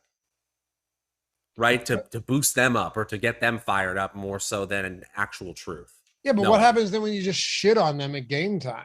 I don't know. I don't know. Anyway, yeah, Robert, Jordan just threw that in chat. We'll let the customer service guys know. Usually they're really good about getting back. I don't know if it slipped through the cracks, but our customer service team is prompt and very impressive. Headed up by T. McBee. You know him as well. Terry McBride, you know him as T. McBee. That guy is on top of it. Same with El Nergo Loco, who's always doing the news, our boy News Guide. He always helps with that. These guys are usually really good. So I probably just fell through the cracks. What are you doing on the other side with Denver? You getting the Javonte Williams? Because Melvin Gordon, everyone thought, Javonte. I thought the same thing. He maybe gets a 60-40 majority split here after that great game with Gordon out. Still got 16 carries or 15 carries, but Melvin Gordon had 24. So he's not going anywhere yet. No, he isn't. We still like Williams. I'm really surprised we do because when I just looked at the salaries for this week, I was like, whoa, RB10 for Javonte Williams, 6,100. But I get it. The player is much more elusive than Melvin Gordon, and he's only a slight $200 increase in salary compared to Melvin Gordon. But you said it. Right now, the Denver Broncos are, essentially from week to week, closer to a 50-50 timeshare, and the one who's getting slightly more work is lower salary.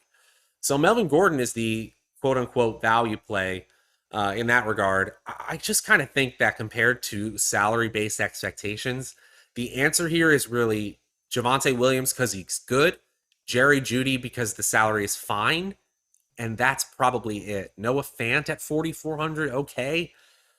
This game just isn't that appealing to me. I guess 43.5, we can't scoff at that as a total this week.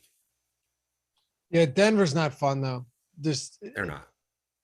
Unless they can actually maintain running the football as much as they can. And like I agree with you in the sense that Melvin Gordon could be that contrarian option. Maybe he's not a crazy play on a week where running backs really are not deep. It's not deep at running back in that mid-range, which usually is. Yeah. I don't know. Gordon's coming off a 24 carry game, 2 touchdowns, goal line work. But they're playing the Lions. Actually, Sure. You know what? The Bengals right now, they are fifth worst in the NFL in that schedule adjusted fantasy points allowed metric. They have not been good. No, they absolutely haven't. So could it be a worse matchup? I absolutely think it could. They've done a decent job of limiting opposing rushers, but if the whole objective here is if the whole idea is that the Broncos just want to continue to run the football, then I think you're probably going to see them try to run the football. And when they do that and just run it down your throat, you'll at least have the volume there. Because the Broncos defense isn't terrible. Broncos defense isn't awful. Where do they rank for you in schedule adjusted fantasy? Yeah, I have them in right inside the top 10. They were closer to 1 earlier this season, so they've slipped a little bit, but they're still pretty good. Right. So that's not what I'm saying is they should at least be able to make this a game where they're not just getting trashed. And if that's the case, you should be able to run the football. Matt, let's wrap this up. We'll get Jordan Klein out of here. And to those of you that are still with us, you have almost made it through the marathon matchup show. Pat yourself on the back, applaud yourself. Go tell your wife and kids what you've accomplished here today, because it's important to us and it's important to the world. Matt, the Green Bay Packers. Sounds like it needs a t-shirt. Yeah, we got to do it. Green Bay. Maybe we'll get them made and hand them out for some Christmas gifts for our, because I know the people that are always in chat for this show. Yeah, you do too. You guys are the best. See what we can do. Green Bay and Baltimore. I just love the Green Bay Packers passing game. I'm hoping that people are worried about Aaron Rodgers' toe, a setback. This guy doesn't care. He's playing it up. I do believe he hurt it. I do believe it is hurt too. I'm not saying that. I just also believe that the guy is remarkable. The Baltimore Ravens, as you heard me say last week and early this week, no team has allowed more passes of 20 plus yards downfield. No team has allowed more passes of 40 plus yards downfield this season. Completed passes, obviously, not just attempts, completed passes. The Ravens have allowed 56 20 plus yard completions. That's more than the Jets. They've allowed 13 40 plus yard completions. That's more than any other team. Rodgers to Adams. I love it. I like Lazard, who was very much heavily involved last game. He's only $4,000 on DraftKings, 13 targets over the last 2 weeks. Nice little target share there. And then MVS, I think he's a bit expensive, but if you're looking for that deep threat to expose this matchup on a team that just lost Marlon Humphrey, is already down key players in that secondary prior to that, it's a perfect storm here, Matt. I know the total isn't particularly high, but the Green Bay Packers passing attack to me is still one that I want to get to. And I think their 25-point implied total is perfectly reasonable this week. It sure is. It sure is. And that was a great analysis. And, one thing I will say is that even through all the injuries, Baltimore still has one top tier talent in the secondary. Anthony Averett has been excellent via PFF grades this year. And I think the Packers would be wise to move Davante Adams all over the field to avoid Averett, who is really, really good in the slot, but they have been moving him around out of necessity as of late. You said it, the Rodgers-Adams stack, regardless of what the top stack value ranking tells you, in a matchup like this can go absolutely nuclear. I have no problem getting to Davante Adams. And like you said, there are ways to build this with Kupp and Adams as the foundational pieces of your lineup. That is not crazy at all. Both Marcus Valdez-Scantling and Allen Lazard, the big play threats in this offense, are getting under 3% projected ownership. That's good enough for me. And honestly, I probably don't really want to deal with the running backs because A.J. Dillon got a 70-30 split in his favor in terms of share of running back rushes last week. But Aaron Jones gets the touchdown, of course. If he's going to get vultured at the goal line, that's always something I'm really concerned about. So this looks like a timeshare for the rest of the season. If you get it right, good for you. They have under 4% ownership each in a good matchup, but the projections don't look good. How much of Aaron Rodgers or Aaron Jones getting limited work on the ground is due to this nagging injury? I think it's definitely a factor. Definitely a factor, but I don't think that A.J. Dillon deserves touches the way that hold on. Too. You stopped. You don't think he deserves touches, or you're saying I don't think. And start over. I don't think A.J. Dillon is going away because A.J. Dillon deserves touches. To be fair, thank you. Yeah, I just wanted to clarify that I think the injury has something to do with this. I want nothing to do with Aaron Jones this week at his price point. I just can't do it. We got super ultra efficient production out of him last game because he scored twice on 3 receptions. Huge. I can't rely on that this week. I just can't do it. That was a showdown slate, Matt. This is an 11-game slate. I can't do it. So. I agree. That's it for me. But I like the passing game. I definitely want to get there. And I think at this rate, you probably want to get there too. Yeah. So, on the Baltimore side, I think it's interesting though, because obviously this is the team, by the way, Matt, that I think can go over that 20-point total that I was talking about. This is the one. This is it. I think there's some interesting spots here, but I'd like to hear your analysis.